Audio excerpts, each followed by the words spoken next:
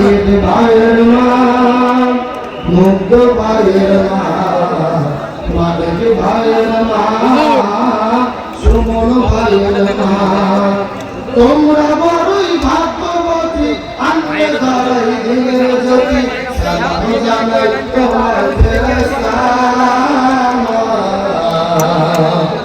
সালাম জানাই তোমার ফেরেশতা। আলহামদুলিল্লাহ, পৃথিবীর মানচিত্রে প্রায় ২০০ স্বাধীন দেশের মধ্যে মুসলিম সংখ্যা গরিষ্ঠ কিন্তু বৃহত্তম বাংলাদেশে ঝেকরগাছা থানায় সুবিপুর গঙ্গানন্দপুর হাইস্কুল আয়োজিত ঐতিহাসিক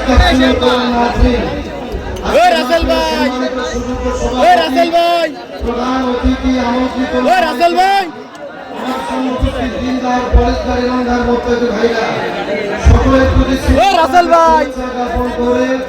এই মুহূর্তে জানতে চাচ্ছি আপনারা সকলে কেমন আছেন? আলহামদুলিল্লাহ। মহব্বত করে এই প্রচন্ড রোগের ভেতরে কাজে ব্যস্ততা আড়াল করে বসার মতো তৌফিক দান করলেন, সে আল্লাহর প্রতি আপনারা খুশি না বেজার? কম না বেশি? যদি হয়ে থাকেন খুশি, মুখে নিয়ে হাসি, উঁচু করে কান্না চিৎকার করে বলতেছে আলহামদুলিল্লাহ। আর জোরে বলি আলহামদুলিল্লাহ। রব্বানা লাকাল হামদ হামদান কাসীরান তাইয়িবান মুবারাকান ফীহি। চিৎকার করে বলি আল্লাহু আকবার। আরো জোরে বলি আল্লাহু আকবার। যশোরের তৌহিদি জনতা, আল্লাহ আকবার বলতে যে কোনো ভয় আছে, কোনো টেনশন আছে? এই বাংলাদেশে আল্লাহ আকবার বলতে ভয় ছিল যতদিন পর্যন্ত স্বৈরাচার হাসিনা বাংলাদেশে ছিল। আমাদের বলেন এইরকম হাজার হাজার মানুষের দরকার নেই। 10 জন মানুষ যদি আপনারা যশোরে গিয়ে আল্লাহর নামে ত্যাগ দিতেন, সাথে সাথে পুলিশের গোলাগুলি শুরু হয়ে যেত। আর এইরকম তাফসীরের মাধ্যমে যদি করার চেষ্টা করা হইতো, ডিসি অফিস, এসপি অফিস, থানা আর এলাকা ছুটতে ফাটতে তেল দেওয়া গোয়েন্দা নেতার গাড়ি ঘুরতে ঘুরতে অন্তত 6 জোড়া স্যান্ডেল ক্ষয় হতো। কতক্ষণ ঠিক কিনা?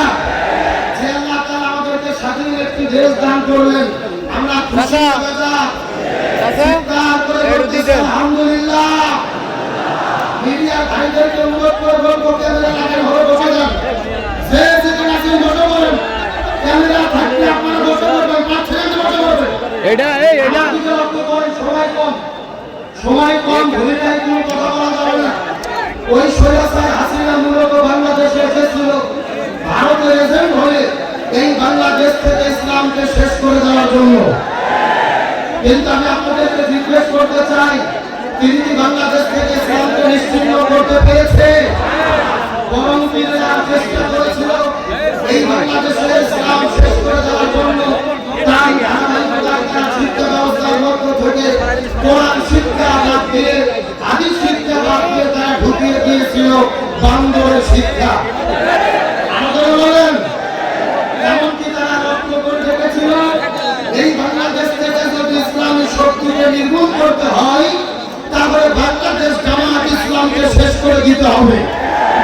এবং ভারতের ফর্মুলা নিয়ে যখন তারা বিভক্ত হয়ে গেলেন, তারা 1 তারিখে জামাত ইসলামকে নিষিদ্ধ করলো। কিন্তু আল্লাহর কি খেলা, 1 তারিখে জামাত ইসলামকে নিষিদ্ধ করেছে, আর 5 তারিখে তারা সিরিয়া জুতো, সিরিয়া স্যান্ডেল আর সিরিয়া শাড়ি পরে বানাতে বাধ্য হয়েছে। এখন তিনি ভারতে পালিয়ে গেছে স্বামীর দেশে। এখন কার দেশ? এটা কিন্তু আমার কথা না। ওদের একটা মন্ত্রী বক্তব্য দিয়েছিল যে আমাদের সঙ্গে ভারতের সম্পর্ক স্বামী স্ত্রী সম্পর্ক। কতক্ষণ ঠিক কিনা? এখন শুনতেছি ভারত নাকি তাকে ট্রাভেল পাস দিচ্ছে, গোল্ডেন টিকেট, তাকে নাকি দিল্লিতে থাকার স্থায়ীভাবে জায়গা দেবে। আমরা নরেন্দ্র মোদীকে বলতে চাই, আপনি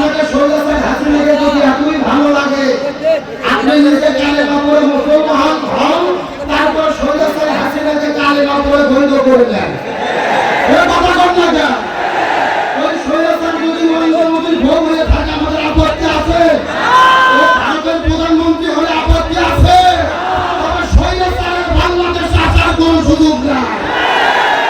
ও আমার মাঝে মধ্যে বলতেছি আমি ভারতের সীমান্তের কাছে আছি, মানে যে কোনো সময় শর্ট করে ঢুকে পড়তে পারি। আমরা বলতেছি ম্যাডাম আপনি শর্ট করে ঢোকেন, আমরা ফট করে আয়না ঘরে ঢুকে দেবো। তার কারণ আয়না ঘরকে আমরা বানাইছি না ওরাই বানাইছে।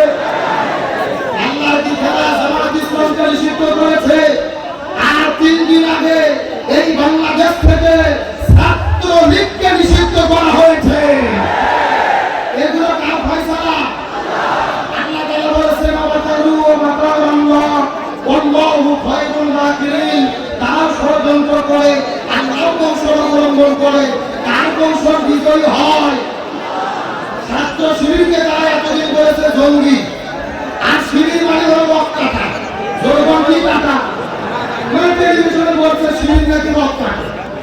রাজশাহীতে যে জিজ্ঞেস করা হলো শিবির কোথায় রাখতে হবে, বক্তাতে রাজশাহীও বলতে শিবির তো রাজশাহীতে বক্তাতে না ঢাকাতে রাখে, কোথায় কাটে? আমার ঢাকায় যে জিজ্ঞেস করা হলো শিবির কোথায় বক্তাতে, ঢাকার লোক বলতে ছেলেতে কাটে, ছেলেদের লোক বড় চট্টগ্রামে কাটে। তদন্ত করে দেখা গেল শিবির রক কাটে না। বিমান পত্রিকা নিউজ গবেষণা করলে দেখা যায় বাংলাদেশের 99% রক কেটেছে সন্ত্রাসী ছাত্রলীগের গোষ্ঠীরা। তার কারণ শিবিরকে ট্যাগ লাগিয়ে আর ভুল বোঝানো যাবে না। শিবির ছাত্র জনতার হাতে রেকর্ড তুলে দেয়, ইকরা কিতাবাকা কাফা বিনাফসিকা ইয়াউমা আলাইকা হাসিবা। তোমাদের কাছে রেকর্ড দেওয়া হলো, দেখো 5 বছর নামাজ তুমি পড়েছো কিনা, কোরআন হাদিস অধ্যয়ন হয়েছে কিনা, দাওয়াতি কাজ করেছো কিনা। তার মানে শিবির ছাত্রদেরকে জঙ্গি বানায় না, শিবির ছাত্র জনতাকে জান্নাতি যুবক বানাতে চায়। আজকে ষড়যন্ত্র করেছো শিবিরের বিরুদ্ধে। ছাত্রলীগ যখন নিষিদ্ধ হলো গতকালকে দেখলাম ঢাকা বিশ্ববিদ্যালয়ের ভেতরে ঢাকা ভার্সিটির ছাত্ররা একটা গরু কিনেছে। কি কিনেছে? ওই গরুর নাম দিয়েছে ছাত্রলীগের কেন্দ্রীয় সভাপতি সাদ্দাম হোসেন। কি হোসেন? মানে ওরা ছাত্রলীগ নিষিদ্ধ হওয়াতে গরুর নাম সাদ্দাম দিয়ে কুরবানি করে ভুরি ভোগ করতেছে। তোমরা জামাতকে নিষিদ্ধ করেছো, এই দেশের মানুষ মেনে নেয়নি। আর ছাত্রলীগ নিষিদ্ধ হওয়ার পরে বাংলাদেশের দোকানে দোকানে 30 মিনিটের মধ্যে মিষ্টি ফাঁকা হয়ে গেছে। ছাত্র জনতা আনন্দ মিছিল করেছে। তার মানে জামাত শিবিরের নিষিদ্ধ জনগণ মানেনি, আর তোমাদের নিষিদ্ধ হওয়াতে জনগণ খুশি হয়েছে। সুতরাং আমাদের দাবি হলো এই বাংলাদেশের 1700 মানুষকে যারা হত্যা করেছে, ছাত্র জনতার বুকে গুলি চালিয়ে শহীদ করেছে, ওই গণহত্যার মহান নায়িকা ডাইনি হাসিনাকে ইন্টারপোলের মাধ্যমে ভারত থেকে গ্রেফতার করে বাংলাদেশে নিয়ে এসে প্রকাশ্য দিবালোকে ফাঁসির দড়িতে ঝুলাতে হবে। এই মতের পক্ষে তারা কেনাডা গিয়েছেন, দুটো হাত আল্লাহকে তুলে দেখা।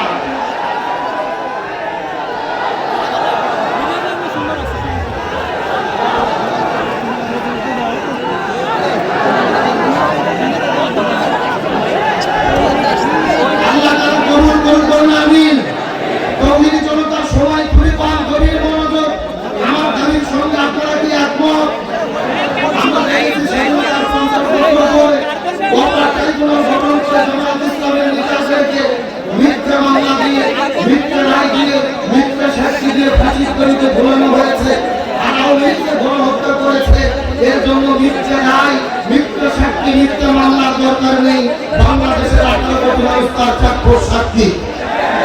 1450 বছর আগে আবু জেহেল মক্কার দারুল আরকাম সংসদে রাসূলের বিরুদ্ধে সেই 3টে ষড়যন্ত্র করেছিল। গত 16 বছরে ওই সরকার হাসিনা একই রকম ভাবে 3টে ষড়যন্ত্র করেছে। এই 3টে ষড়যন্ত্র কি কোরআন থেকে জানার দরকার আছে না নাই? আমার প্রিয় বন্ধুগণ, মুসলমান ভাইরা গভীর মনোযোগ, কোন দিকে কান নাই, সরাসরি কোরআন থেকে রিলে করে আপনাদের মধ্যে শোনাচ্ছে চেষ্টা করবেন। আজ থেকে 1450 বছর আগে ওই মক্কার দারুল আরকাম সংসদের ভেতরে রাসূলের বিরুদ্ধে আবু জেহেল যে 3টে ষড়যন্ত্র করেছিল, গত 16 বছরের ভেতরে এই দেশের মধ্যে হাসিনা কিরকম ভাবে 3টে ষড়যন্ত্র করেছে। যদি বলেন হুজুর দলিল দেন, পবিত্র কোরআনুল কারীমের সূরাটির নাম হলো সূরা আনফাল, আয়াত নম্বর 30। মনোযোগ বোঝার চেষ্টা করবেন।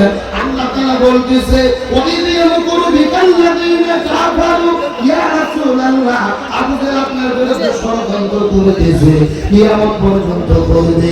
ইয়ামকুর শব্দটি মুজারের সিগা, বর্তমান ভবিষ্যৎ প্রেজেন্ট ফিউচার। আল্লাহ বলতেছে ইয়া রাসূলুল্লাহ, আবু জাহেল আপনার বিরুদ্ধে ষড়যন্ত্র করতেছে, কিয়ামত পর্যন্ত করবে। এখন আমি আপনাদেরকে জিজ্ঞাসা করি, বলেন তো দেখি আবু জাহেল কি কিয়ামত পর্যন্ত বেঁচে থাকবে? তাহলে আল্লাহ মনে হয় ভুল করে লিখেছে। আল্লাহ তাআলা ভুল করে এমন কথা বললে এভাবে থাকবে না। কিন্তু আল্লাহ তাআলা যদি তারা সম্পূর্ণ রাত হয়ে যেত, কিন্তু আল্লাহ তাআলা শব্দ বাদে ইয়াকুর শব্দটি কেন ব্যবহার করলো এই আয়াতের ব্যাপারে? তখন পৃথিবীর ভেতরে সমস্ত মুফাসসির কিরাম একমত পোষণ করেছেন কিয়ামত পর্যন্ত আবু জেহেল থাকবে না। কিন্তু আবু জেহেল নাকি দুনিয়া যত উত্তর শুনিয়া দিলে বাস বাঁধবে না, বাস দেশে না দেয়া যাবে না, বাস বাঁধবে না, বাস এই না দেয়া গেলি দেখ করে তাই না তো জুরি ক্যামেরা আপনার কাছে আমার জবাবটা দেবেন, আমার কোনো আপত্তি নেই। তবে আমি কোরআন থেকে দলিল দিয়ে যদি কথা বলি, আর আপনারা যদি মুসলমান বলে দাবি করেন, আপনাদেরকে মেনে নিতে হবে। আমার বন্ধুরা মুসলমান ভাইরা গভীর মনোযোগ। আল্লাহ তাআলা কিয়ামত পর্যন্ত আবু জাহেল এর মধ্যে থাকবে। আল্লাহ তাআলা থাকতে বলেন, রাসূল ডাকতে বলেন আল্লাহ আমরা আবু জাহেলকে চিনতে পারবো কেমনে? আল্লাহ বলে ইয়া রাসূলুল্লাহ, কিয়ামত পর্যন্ত আবু জাহেল যারা হবে তারা সব সময় কাজ করবে তিনটা। জোরে বলেন কয়টা? আরো জোরে জোরে বলেন। আবু জাহেল কিয়ামত পর্যন্ত তিনটা কাজ করবে। তার মধ্যে প্রথম নম্বর কাজ হলো এই কোরআনের মধ্যে যারা কোরআনের হক কথা বলবে, কোরআনের সত্য কথা বলবে, এই দুনিয়ায় দিন প্রতিষ্ঠার কথা বলবে, ইসলামিক আন্দোলনের কথা বলবে, প্রথম নম্বর কাজ হলো লিইউসবিতুকা, তাদেরকে তারা জেলের ভেতরে বন্দী করবে। এখন আপনাদেরকে জিজ্ঞাসা করি, বলেন তো দেখি এই গত ১৬ বছরের ভেতরে আমাদের দেশে আলেমদের বন্দী করা হয়েছে নাকি হয় নাই? এই বাংলাদেশে লক্ষ্য করে থাকেন আমাদের প্রিয় ভাই মুফতি আমির হামজা, আল্লামা মামুনুল হক, রফিকুল ইসলাম মাদানী, মুফতি জসিমউদ্দিন রহমানী, এমনকি আমাদের প্রিয় ভাই কোরআনের পাখি, এই বাংলাদেশে যারা সমস্ত আলেমদের মধ্যে শিরোমণি, ওই কোরআনের পাখি আল্লামা দেওয়ার হোসেন সাইদি, যার হাতে হাত রাখার পরে হাজার মানুষ কালিমা পড়ে মুসলমান হয়ে গেছে, সেই মানুষটা কাবা ঘরের মধ্যে ঢুকে নামাজের অনুমতি পাইল, সেই মানুষটাকে বুকের মধ্যে জোরে ধরে কাবা শরীফের ইমাম কপালের মধ্যে চুমু খাইল। ওই কোরআনের পাখি আল্লামা সাইদিকে 13 বছর জেলের মধ্যে বন্দী রাখার পরে, ওই হসপিটালের মধ্যে ঢোকানোর পরে ইনজেকশনের শীর্ষের মধ্যে বিষ ঢুকাইয়া ওই কোরআনের পাখিকে পরিকল্পিতভাবে তারা হত্যা করেছে। আল্লামা সাইদিকে যে হসপিটালে চিকিৎসা করার জন্য নিয়ে গেল, যেই ডাক্তারকে দায়িত্ব দিয়েছিল ওই ডাক্তারের নাম হলো ডাক্তার মোস্তফা জামান। এই ডাক্তার কোন ডাক্তার? যেই ডাক্তার 2013 সালে শাহবাগের গণজাগরণ মঞ্চে দাঁড়িয়ে স্লোগান দিয়েছিল সকে সাইদি তুই রাজাকার, তুই রাজাকার, রাজাকারের ফাঁসি চাই। যেই ডাক্তার আল্লামা সাইদির ফাঁসি চেয়েছিল তাকেই দিয়ে চিকিৎসা করার দায়িত্ব। আমাদের বগুড়ার ভাষায় বলে শিয়ালের কাছে ছাগল বাগি। বলেন দুইটা নার্স বলেছে আল্লামা সাইদির শরীরে যখন ইনজেকশন পুশ করেছে তার কিছুক্ষণ পরে আল্লামা সাইদি মৃত্যুর কোলে ঢলে পড়েছে। তার মানে বোঝা যায় আল্লামা সাইদির মৃত্যু কোনো স্বাভাবিক মৃত্যু ছিল না। আল্লামা সাইদিকে পরিকল্পিতভাবে তারা হত্যা করেছে। সুতরাং বর্তমান তত্ত্বাবধায়ক সরকারের কাছে বলতে চাই, ওই কোরআনের প্রতি আল্লামা সাইদিকে চিকিৎসা দেওয়ার নামে যারা ষড়যন্ত্র করেছে এদের গ্রেফতার করে ফাঁসির তরিতে ঝোলাতে হবে। তাহলে চিৎকার করে বলেন আবু জাহেল কয়টা কাজ করবে? আপনাদের কি কষ্ট হচ্ছে? আমি 5 সেকেন্ড টাইম দিচ্ছি, কেউ কথা বলবে না, চুপ। লক্ষ্য করে কে কথা বলবে? খালি দেখেন কে কার কাছে কথা বলবে। কোরআনের মাহফিলে যাচ্ছে, মাহফিলের একটা আদব আছে, এটা মাছের হাত নয়।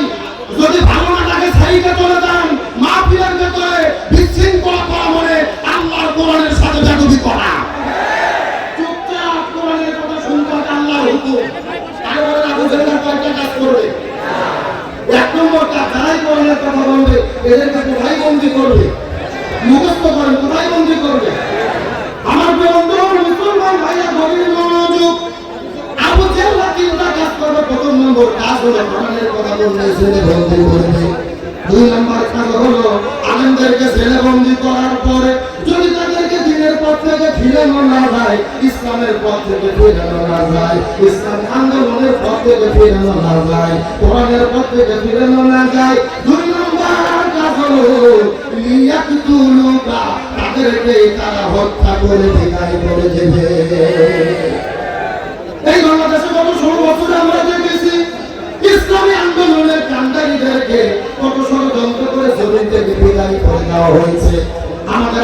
আমাদের নবী মৌলানা মতিউর রহমান নিজামী, আলী হাসান মোহাম্মদ মুজাহিদ, আব্দুল কাদের মোল্লা, তারপরে আপনার মীর কাসেম আলী ভাই সহ ইসলামী আন্দোলনের নেতাদেরকে এই জমিন থেকে তারা বিদায় করে দিয়েছে।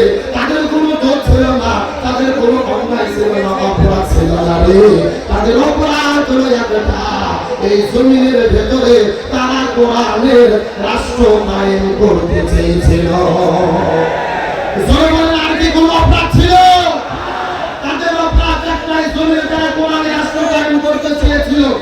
কিন্তু আমি আপনাদের জিজ্ঞেস করতে চাই, ইসলামী আন্দোলনের নেতাদেরকে তারা শহীদ করেছে, তারা কি জালেমের কাছে মাথা নত করেছে? তারা জালেমের কাছে মাথা নত করেনি। এমনকি আমাদের প্রিয় ভাই মীর কাসেম আলী ভাইয়ের জীবনের দিকে লক্ষ্য করেন। মীর কাসেম আলী ভাই যখন আমেরিকা দেশের ভক্ত ছিল, বাংলাদেশে গ্রেপ্তার শুরু হয়ে গেল। পরিবারের লোকজন বলেছিল আপনি বাড়িতে যাবেন না, দেশে যদি ফিরে যান আপনাকে গ্রেপ্তার করে ফাঁসির দড়িতে ঝোলানো হবে।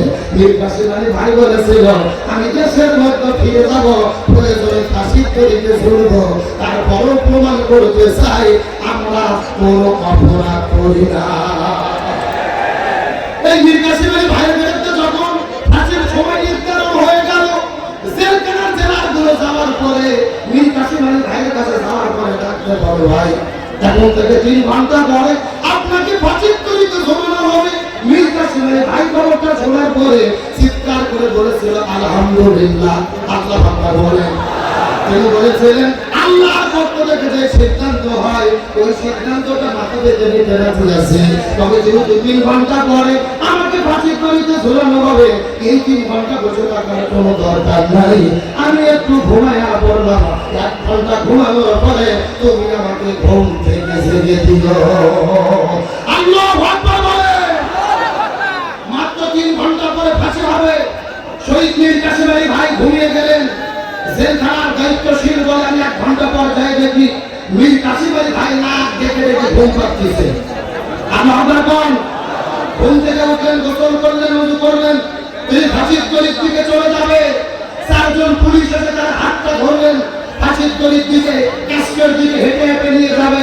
মীর কাসেম আলী ভাই বলেছিল আমাকে ধরার দরকার নেই, তোমরা অনুমতি নাও, আমি নিজে নিজেই হেঁটে হেঁটে ফাঁসির কাস্টে যেতে চাই। আল্লাহু আকবার বলেন। প্রশাসনকে বলল ভাই আপনি কেন হেঁটে হেঁটে ফাঁসির কাস্টে যাবেন? মীর কাসেম আলী ভাই বলেছিল তোমরা দেখতেছো ফাঁসির কাস্ট, আর আমি দেখতে পাচ্ছি ফেরেশতারা জান্নাতের মালা নিয়ে আমার জন্য দাঁড়িয়ে আছে। লিল্লাহি তাকবীর। ওই ইসলামী আন্দোলনের নেতাগুলো জীবনকে শহীদ হয়েছে আমার মনে বলে তাদের ত্যাগের বিনিময়ে আল্লাহ বাংলাদেশে নতুন করে স্বাধীনতা দিয়েছে। আজকে বাংলাদেশে ইসলামী আন্দোলনের গণজোয়ার চলছে। গতকালকে আপনারা দেখেছেন আমাদের বগুড়া জেলাতে আমিরে জামাত ডাক্তার শফিকুর রহমান এর একটা সুধী সমাবেশ ছিল। সকাল থেকে প্রচন্ড বৃষ্টি রোদ, কিন্তু রোদ বৃষ্টি অপেক্ষা করে সুধী সমাবেশের ভেতরে লক্ষ লক্ষ মানুষের উপস্থিতিতে সমাবেশটা জনসমুদ্রে পরিণত হয়েছে। আল্লাহু আকবার বলেন। লক্ষ লক্ষ মানুষ আজকে ইসলাম আন্দোলনের দিকে ঝুঁকে পড়তেছে। দেখেছে সুধী সমাবেশ হয়ে গেছে মহা সমাবেশ। আল্লাহ কোরআন এই জন্য বলেছে ইজা জাআ রাসূলুল্লাহি ওয়াল ফাত, আল্লাহর সাতবার বিজয় যখন আসবে ওয়া আইতান নাস, তোমরা লক্ষ্য করে দেখবে মানুষের দিকে ইয়াদখুলুনা ফি দীনিল্লাহি আফওয়াজা, চতুর্দিক থেকে হাজার হাজার মানুষেরা ইসলামের পতাকা তলে চলে আসবে। সুতরাং এখান থেকে বোঝা যায় ইসলামের যে গণজোয়ার চলছে, এই গণজোয়ার যদি অব্যাহত থাকে আগামীতে আর কোন জালেম ক্ষমতায়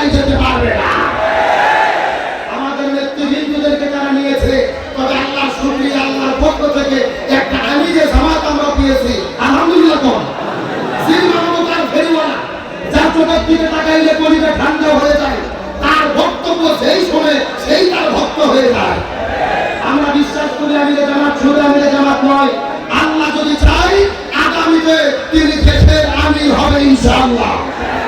সুতরাং কোরআনের যে গণজোয়ার তৈরি হয়েছে, আগামীতে গত 54 বছর পার হয়ে গেছে, বিভিন্ন দল এসেছে, বিভিন্ন দল চলে গেছে, আমরা দেখেছি, আমরা নৌকায় চড়ে ঘুরেছি, ধানের চাষ করেছি, লাঙ্গল দিয়ে চাষ করেছি, একটা বার গাড়ি বাংলার ভেতরে ওজন করে ন্যায় এবং ইনসাফ কায়েম করার জন্য এই বাংলাদেশে দেখতে চাই কোরআনের রাষ্ট্র কায়েম হলে কেমন হয়। সুতরাং আজকের প্রোগ্রাম থেকে আমরা বলতে চাই, বাংলাদেশের সব দল দেখা শেষ, আগামীতে আনন্দের নেতৃত্বে কোরআনের বাংলাদেশ। যারা কোরআনের বাংলাদেশ দেখতে চায় দুটো হাত আল্লাহকে ধরে দেখা।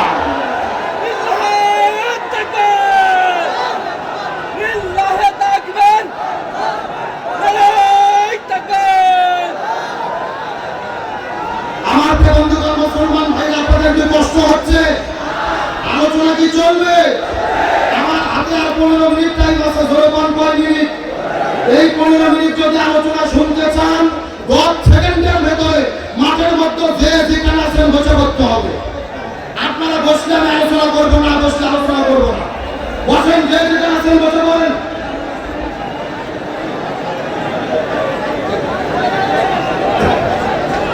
এই বসেন বসেন। এই জানালি মদিনার গোলামি আমায় লইও, জালালি মোরে মদিনার গোলামি আমায় দিও, মাশাআল্লাহ। হাই হাই, ওরে বাবা, তাই হাত এখানে আছে। এ এখন বসেনি কারা, দেখেন কারা কারা, যে যেখানে আছেন বসে পড়েন। তাহলে চিৎকার করে বলেন। এত বলতে হবে না ভাই, এত মাস্টারি করতে হবে না, বসুন। আমি সিস্টেম মতো ঠিক করছি, বসেন। তাহলে চিৎকার করে বলেন, সৈয়দ পালিয়ে যাওয়াকে আপনারা খুশি না বেজার? আল্লাহ তোমার দরবারে তো হাজার শুকরিয়া, আল্লাহ তোমার দরবারে তো হাজার শুকরিয়া, হাসিনা পালাইছে দেশটা সারিয়া, সকলের মুখে হাসি আসলো ফিরিয়া। আমি বলে বলতে হবে, সৈয়দ পালাইছে দেশটা সারিয়া, সকলের মুখে হাসি আসলো ফিরিয়া। বলেন, কোথায় আমিনি, কোথায় কাদের টাকা, কোথায় গেল ওই জালেমের গরম গরম কথা, কোথায় ছাত্রলীগ, কোথায় গেল টাকা, কোথায় গেল ওই জালেমের গরম গরম কথা। খেলা হবে, খেলা হবে, খেলা হবে, খেলা হবে, খেলা হবে, বইয়া কাকা গেল পালাইয়া। এ কথা কোন? কি বলেছিল? খেলা। কে বলেছিল? কি কাদের? কাউয়া কাদের? আমার ভাইরা শোনেন, আসার জন্য বললেন, এই বাংলাদেশে জনগণের মনকে সবচাইতে বেশি অতিষ্ঠ করেছিল এই ওবায়দুল কাদের। আমরা যতটুকু জেনেছি, দেশ তিনি এখনো ছাড়তে পারেনি। আপনাদের যশোরেই নাকি তিনি পালিয়ে আছে। আমরা বলতে চাই, সবার ক্ষমা আছে, কিন্তু ওবায়দুল কাদেরের ক্ষমা নাই। একে বিচারের আওতায় আনতেই হবে। কথা ঠিক কিনা? মন্ত্রীরা সব কোথায় গেল, কোথায় তাদের টাকা, তাদের সারা দেশটা আজও লাগে ফাঁকা ফাঁকা। এই গান লিখেছে আপনাদের কৃতি সন্তান, আজকে মাহফিল যিনি আপনার আয়োজন করেছেন, আমাদের প্রিয় ভাই কবির বিন সামাদ। আল্লাহ তাকে দিনের জন্য কবুল করুক, বলেন আমিন। তিনি কিন্তু বহুমুখী প্রতিভার অধিকারী। তিনি যেরকম অভিনয় করতে পারে, যেরকম আলোচনা করতে পারে, আবার ওই রকম ইসলামী সঙ্গীত তিনি গাইতে পারে। এই জন্য আপনাদের বক্তব্যে হিংসা করবেন না, ভালোবাসা দেবেন, তাকে আগলিয়ে রাখবেন। ভালোবাসা দিয়ে কাছে থাকলে তাকে দ্বারা দিনের খেদমত পাওয়া সম্ভব। তিনি এই গানটি লিখেছে, আমি দুই করে বলবো, বলবো। মন্ত্রীরা সব কোথায় গেল, কোথায় তাদের টাকা, তাদের সারা দেশটা এখন লাগে ফাঁকা ফাঁকা। পালাবো না, পালাবো না, চাই না কবু দেখা, তাদের জন্য দেশটা আজও লাগে ফাঁকা। এ সুন্দর কোন বুঝুন না, লাগে ফাঁকা।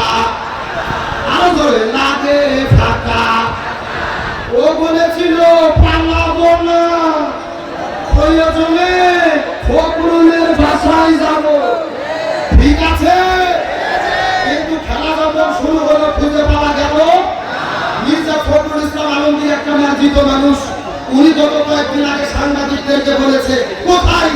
আমি তো ঘরের দরজা খুলে রেখেছিলাম, উনি তো আর আসলেন না।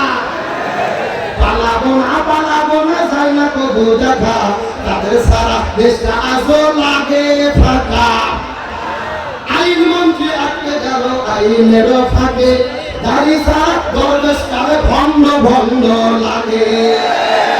আইনমন্ত্রী আটকে গেল আইনেরও ফাঁকে, দাড়ি সারা দরবেশের ভণ্ড ভণ্ড লাগে। শুনছি কত নেতা নেত্রী খাইতেছে ভাই ডান্ডা, বিচারপতি কালা মানিকের ফাটিয়েছে তাই আন্ডা।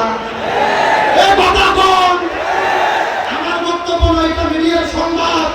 ওই দরবেশ বাবা বিশাল বড় দাড়ি ছিল, পালাতে গেছে আইনমন্ত্রীর সাথে করে নিয়ে নৌকাতে চলে। এখন কোর্ট আইনমন্ত্রী জেগে চিনতে পারছে, আইনমন্ত্রীকে ধরে ফেলেছে। আইনমন্ত্রী বলতেছে, ভাই আমার কেন ধরলেন? এই যে দরবেশ বাবা আছে। আল্লাহু আকবার। জামাতের কোন নেতা যদি ধরা পড়ে, বিএনপির কোন নেতা যদি ধরা পড়ে, এরা চাই আমার একটা ভাই যেন ধরা না পড়ে। আর ওরা চিন্তা করে ধরা পড়লে একা কেন মরবো, ওদের সাথে নিয়েই মরি। আর বিচারপতি কালামানিক ছেলেকে 15,000 টাকা দিয়ে নৌকা ঠিক করতে পার হওয়ার জন্য 15,000 15,000 টাকা দিয়ে নৌকা ঠিক করতে তো আল্লাহ কি খেলা। যাকে ঠিক করছে ও 15,000 টাকা খাইয়া ওই জনগণের হাতে ধরে দিয়েছে। তারপরে একেবারে এমন পিটানি দিয়েছে, কলার পাতার উপরে শুয়ে রাখছে। ছোট বাচ্চাকে যেরকম খাতনা করে শুয়ে রাখে ওই রকম তাকে শুয়ে রেখেছে।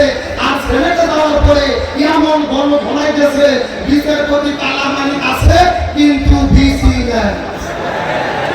আইনমন্ত্রী আটকে গেল আইনেরও ফাঁকে, দাড়ি সারা দরবেশের ভণ্ড ভণ্ড লাগে। শুনছি কত নেতা নেত্রী খাইতেছে ভাই ঠান্ডা, বিচারপতি কালা মালিকের ফাটিয়েছে তাই আন্ডা। ওরে পলক গেল থামিয়ে নেটের সাটা, তাদের সারা দেশটা আজও লাগে ফাঁকা ফাঁকা, তাদের সারা দেশটা আজও লাগে ফাঁকা। ওই গেল সেই সংসদেতে মমতাজের গান, কোথায় গেল হযরত স্বামী ওসমান? আগ্রহ বলেন, ওই গেল সেই সংসদেতে মমতাজের গান, কোথায় গেল হযরত স্বামী ওসমান?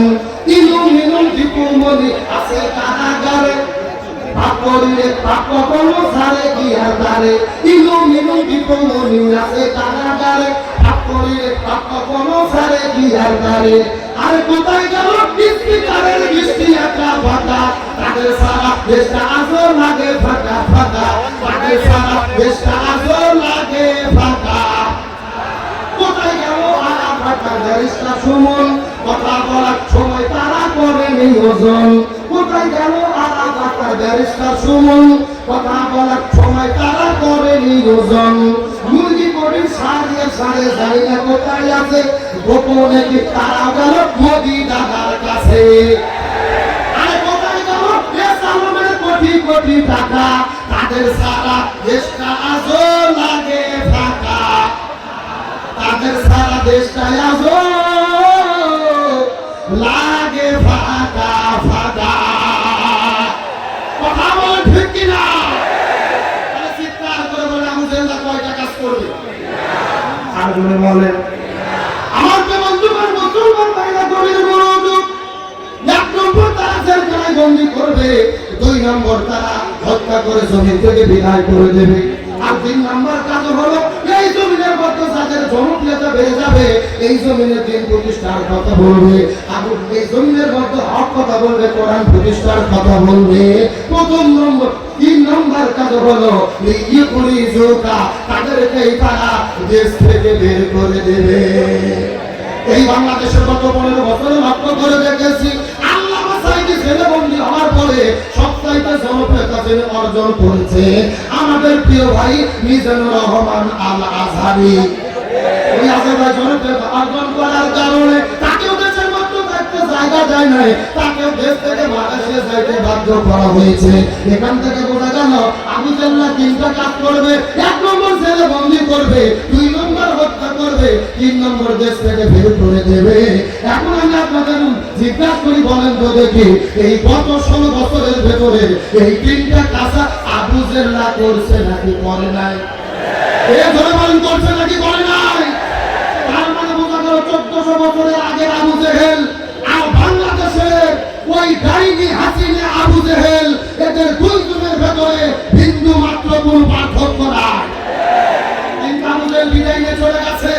আবু জেহেলের বাড়ি আছে না নাই? আবু জেহেলের বাড়ি আল্লাহ বলেছে ইন্টারন্যাশনাল পায়খানা। আমরাও বলতে চাই, শেখ হাসিনা যে গণভবনে ছিল, ওই গণভবনকে সাধু ঘর নয়, ওই গণভবনকেও পায়খানা বানানো দরকার। বাংলাদেশ যতদিন থাকবে মানুষেরা যেন এদেরকে দেখে দেখে শিক্ষা নিতে পারে। আমি সর্বশেষ বলি, কোরআনের শাসন আমরা চাইতে চাই না। অনেকেই বলে কোরআনের শাসন যদি হয় এই বাংলাদেশে হিন্দুরা নির্যাতিত হবে, কিন্তু বাংলাদেশ জামাত ইসলাম, ইসলামের ছাত্র শিবির, আপনার কওমি আলিয়া মাদ্রাসার ছাত্র জামাত বিএনপির ভাইরা প্রমাণ করেছে, এরা ক্ষমতায় গেলে হিন্দুরা নির্যাতিত হবে না, বরং ইসলাম যদি কায়েম হয় হিন্দুরা বেশি নিরাপদে থাকবে। গতকালকে মিডিয়ার মধ্যে একটা ঘটনা ছড়ানো হয়েছে, অনেকে মিডিয়ার মধ্যে প্রচার করেছে যে জামাত ইসলামের হিন্দু শাখা। কি শাখা? ওরা প্রচার করতেছে হিন্দু শাখা। আসলে জামাতের ভেতরে হিন্দু শাখা হওয়ার কোনো সুযোগ, আল্লাহ শুকরিয়া, আমি ইসলামী ছাত্র শিবিরের সদস্য ছিলাম, জামাত ইসলামের নগণ্য একজন রকম গঠনতন্ত্র করেছি, সংবিধান রেখেছি। ইসলামী জামাত ইসলামের মধ্যে হিন্দু শাখা হওয়ার সুযোগ নেই। তবে আমাদের এতটুকু নির্দেশনা দেওয়া হয়েছে, হিন্দু বৌদ্ধ খ্রিস্টানদেরকে সেবা দেওয়ার জন্য একটা কমিটি হতে পারে। ওটা সংগঠনের কমিটি না, ওটা হলো সেবা কমিটি। ওটা কি কমিটি? অসুস্থ হলে সেবা হবে, খাদ্যের দরকার হলে খাদ্য দেওয়া হবে, বিপদের মধ্যে নিরাপত্তা দেওয়া হবে। সুতরাং জনগণকে ভুল বুঝাবেন না। জামাত ইসলাম করতে গেলে, জামাত ইসলামের কর্মী হতে গেলে কাজ করতে হয়, নামাজ পড়তে হবে, রিপোর্ট রাখতে হবে, বাইতুল মাল দিতে হবে। এখন আপনি যদি মুসলমান না হন, নামাজ পড়বেন কেমনে? কথা বল না কেন? তাই কি জামাতের কর্মী হওয়ার সুযোগ আছে? সরাসরি জামাত করার সুযোগ নাই। তবে একটা কথা ভালো করে বুঝবেন, বাংলাদেশ কোরআনের, জামাত ইসলাম বাংলাদেশে কোরআনের শাসন চাই। কিসের শাসন? আর এই কোরআন যদি বাংলাদেশে কায়েম হয়, যেরকম মুসলমানেরা আপনার উপকারিতা পাবে, হিন্দুরাও উপকারিতা পাবে। তার কারণ কোরআন শুধু মুসলমানদের নয়, কোরআন হলো বিশ্ব মানবতার মুক্তির বিষয়। সুতরাং হিন্দুরা যদি মনে করে জামাত ইসলাম ক্ষমতায় যায়, কোরআন দিয়ে বাংলাদেশ চলুক, আমরা নিরাপদে থাকবো, কোরআন বলেছে লা ইকরাহা ফিদ্দিন, দিন সম্পর্কে জবরদস্তি নাই, তারা শুভাকাঙ্ক্ষী হতে পারে কিন্তু সরাসরি জামাত করতে পারে। সুতরাং মিডিয়ার ভাইদেরকে বলবো, বিভ্রান্ত করবেন না, আর কারার করার চেষ্টা করবেন না। মুসলমান ইমানদারেরা জামাত শিবিরকে ভালোবেসেছে, এই ভালোবাসা নিয়েই এই বাংলাদেশে একদিন তারা কোরআনের বিজয় করবে ইনশাআল্লাহ। ওই কোরআনের বিজয় আমরা চাই কি চাই না? আল্লাহ তাআলা কবুল করুন, বলেন আমিন। এখন আপনাদের শেষ কথা, আজকের এই মাহফিল হওয়াতে আপনারা খুশি না বাজার? কবির বিন সামাদ ভাই এই মাহফিল করেছে, খুশি না বাজার? আমার মনে মনে যশোর জেলাতে এত বড় আয়োজন আপনারা কখনো দেখেননি। এত বড় বড় বক্তা এখানে আসবে, এই মাহফিলটা সামনের বছর হোক, আমরা চাই কি চাই না? কিন্তু আপনারা জানেন এই মাহফিলটা 1 সপ্তাহ আগে আপনার ডেট ছিল, কিন্তু যে কোনো কারণে করা সম্ভব হয়নি। হিন্দুদের পূজা ছিল, আমরা পূজার মন মানসিকতা দেখাইয়া আমরা নিজেরা মাহফিল বন্ধ করেছি তাদের নিরাপত্তা দেওয়ার জন্য। আবার অনেকে ফতোয়া দেয় যে জামাত নাকি ইসলামী দল, হিন্দুদের মন্দির কেন পাওয়া দিচ্ছে, ইসলাম তো মন্দিরের সঙ্গে সম্পর্ক নাই। একটা কথা ভালো করে বুঝবেন, জামাত বিএনপির ভাইয়েরা মন্দির পাওয়া দেয় নাই, স্বৈরাচারের ষড়যন্ত্রকে পাওয়া দিয়েছে। তার কারণ ওরা ষড়যন্ত্র করেছিল নিজেরাই মন্দির ভেঙে জামাত বিএনপিকে গোচ্ছা পাবে। এই জন্য আমরা মাহফিল বন্ধ করেছি, আজকে আবারও করেছি। অবশ্যই এই জন্য ভালো হয়েছে, তখন বক্তা ছিল কম, এখন বক্তা হয়েছে বেশি।